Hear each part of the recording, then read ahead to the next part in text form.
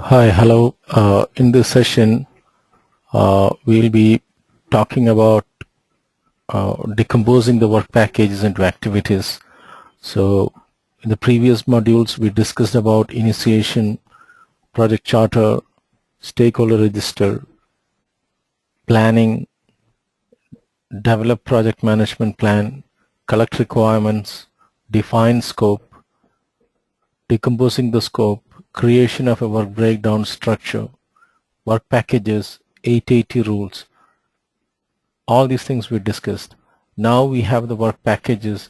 The next step is decomposing those work packages into activities. So here at this stage we have the scope baseline. 1 minute.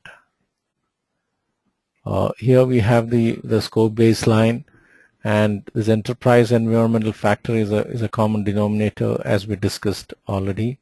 Organizational process assets also is coming as an input. And the tools and techniques used here are the decomposition. We were talking about now two levels of decomposition. The first level of decomposition was decomposing the scope statement into work packages. Now we are talking about the next level of decomposition, that is decomposing those the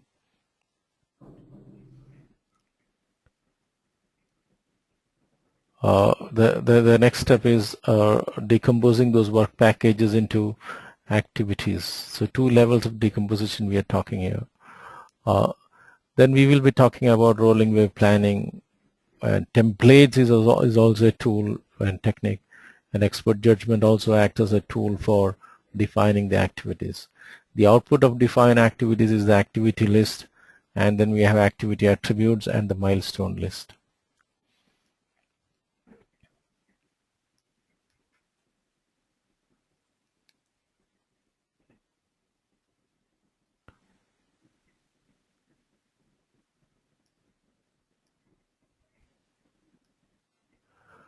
This is a pictorial representation of initially we had the initial scope, then we got into develop the detailed scope, then decompose the detailed scope into work breakdown structure, which gets decomposed further into activities. And every activity has an expected duration.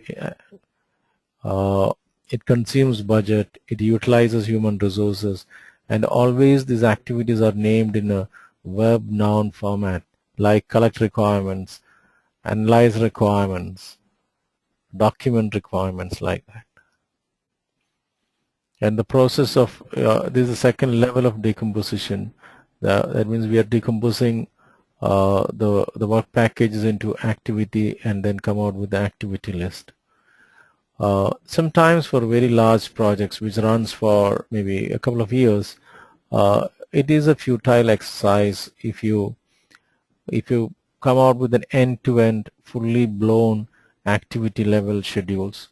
So in that case what we do is the schedule can exist at various levels. That means for the immediate window, for the next 30 days, we will have a fully blown activity level schedules, and for things falling beyond that, maybe the schedule may be existing only at a milestone level. So a schedule can exist at various levels, and this is the backbone of most of this agile project management family of project management tools and techniques. That means for the immediate iteration, we'll have fully blown activity level estimates and schedules, and things falling far away, we will not have fully blown activities. It will be only at a higher level, maybe at a milestone level. And as the project progresses, we keep decomposing those milestones into activities. So this is known as a rolling wave planning or a moving window planning. So it is also, yeah, and the work to be accomplished in the near future, in the near term, more detailed planning, and it has a lower level of WBS. Work to be accomplished far in the future, high level of WBS. Schedule activities can exist at various levels, and during early strategic planning we come out with only with a milestone level planning, and as the project progresses, we decompose these milestones into activities, and at any given point in time we'll have fully blown activities for next 30 days or 60 days work. And once we identify those activities, then we have the activity list. Then the next step would be sequencing those activities based on their dependencies. Here we are talking about two types of diagrams: precedence diagramming method or PDM, and dependency determination, applying leads and lags and schedule network templates. The output is a project schedule network diagram, and sometimes we may, at this stage, we may go back and update the project documents. This precedence diagramming method, actually there are two types of diagramming method, like the arrow diagramming method or ADM, and the precedence diagramming method called PDM. So these things we'll be seeing in detail in the future sessions. And this is the pictorial representation of all these, of this logical flow at this stage. We had the product description during the initiation, and during planning rather. During planning we collected the detailed requirements that can be correlated with the product description, and we decomposed that into a work breakdown structure. Then we had these work packages. Work packages got decomposed further into activities, and onto these activities we apply the mandatory dependencies as well as discretionary dependencies. An example of a mandatory dependency could be, now let's say if I want to construct a building in this part of the world, I should get the clearance from the government. It cannot be negotiated, so we call it as a mandatory external dependency. Similarly, after pouring concrete, I should give 5 days curing, 8 days curing time. That is an example of a mandatory internal dependency. A discretionary dependency could be this is something that the project manager can decide. After pouring concrete, I can decide whether I should give 8 days curing time or 2 days curing time, which depends on the type of curing I'm using. If I'm using steam curing, then it will take only 2 days, but if I'm using the natural curing, it will take 8 days, and it is at the discretion of the project manager. Similarly, as a project manager, I can decide whether I should do a random review of the project or I should do a complete review of the work product of the project. It is at the discretion of the project manager. So these are examples of discretionary dependencies, whereas mandatory are those dependencies which are non-negotiable. And once we identify these dependencies, then if we superimpose those dependencies onto our activity list, then we can arrive at the milestones, and then we come out with the activity sequence diagrams. And here we spoke about two types of activity sequences: the activity on arrow diagram as well as the activity on node diagram, which we'll be seeing later. These things we discussed already. A precedence relationship. Here this is an example of an activity on node diagram, where activities are on the nodes and then they are connected by arrows. We call it as an activity on node diagram. Here B is a successor of A and A is a predecessor of B. B is a successor of E and E is a predecessor of B. So here we are talking about a successor-predecessor kind of a relationship. Fundamentally, there are 4 types of relationships between activities. We have this finish to start dependencies. Something has to finish for me to start something else. So it can look like this. So this has to finish for me to start something else. So here activity A has to finish for me to start activity B. So this is an example of a finish to start. A has to finish for me to start B. Then finish to finish. That means something has to finish for me to finish something else. So that is finish to finish. This has to finish for me to finish this. Start to start. Something has to start for me to start something else. So this is an example of something. This has to start for me to start this. So this is a start to start. Something has to start for me to start something else. An example could be when I test the product, maybe I can start the defect fixing. And the last is the start to finish. Something has to start for me to finish something else.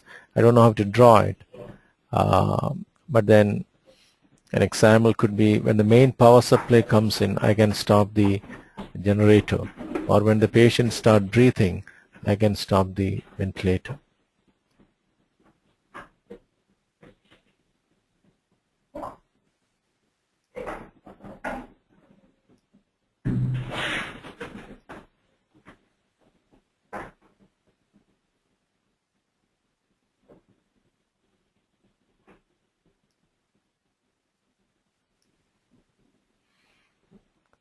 Okay, so there are, as discussed already, there are two types of network diagrams, the activity on arrow diagram as well as the activity on node diagram.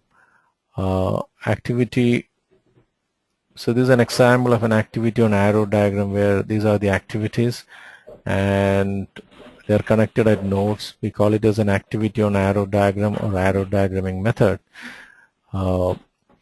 Then we have activity on node diagrams. So this is an example of an activity on node diagram where activities are in the nodes and then they are connected by arrows.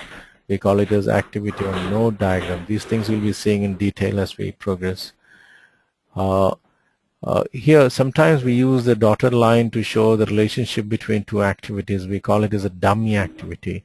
A dummy activity doesn't consume any resources. So this is an example. So in order to show that C can start only after B and F, I use a dotted line, which is a dummy activity. A dummy activity is used on an arrow diagramming method, and a dummy activity doesn't consume any resources. Then comes a hammock. Hammock is a kind of a summary activity which cuts across the network. Now let's think about project management. If I want to show something like project management on a network, this is an activity on node diagram. One option is, okay, you show things like day 1 project management, day 2, day 3, day 4, which is not feasible. Then you show a summary activity like project management, which cuts across the network. So project management is an example for a hammock, and maybe testing or bug fixing during the testing phase could be an example for a hammock. Both the activity on arrow diagram and the activity on node diagram doesn't allow you to show any conditional looping like an if else or a do while. So in those scenarios we have this GERT comes in handy. GERT stands for Graphical Evaluation Review Technique, which is nothing but a flow chart. Here, dig the trench and fill with water. Yes, if it is filled with water, then pump the trench and install the sump system and then lay the pipe. If it is not filled with water, then straight away lay the pipe, kind of thing. And then leads and lags. There's an activity A and there's an activity B, and if there's a kind of an overlap between activity A and activity B, then we say there is a lead between activity A and activity B. Now let's say this is the requirements collection phase and this is the design phase, and when 80% of the requirements are collected, then I may start with the design. In that case I would say there is a lead between requirements and design. Here let's say activity A and activity B. This is pouring concrete, an 8 days curing time, and then comes the activity B. In that case we say there is a lag between activity A and activity B. A lead always compresses the schedule, whereas a lag always elongates the schedule. And for an activity, if I want to give more details about an activity, we call it as an activity attributes. In MS Project Handle, if you do a right click on an activity, a pop-up window can come where you can enter a lot of additional information like activity identifier, activity code, description, predecessor, all these things. We call it as the activity attributes. And once these activities are sequenced in the form of activity on arrow diagram or activity on node diagram, the next process is activity resource estimation. So this we'll see in the next session.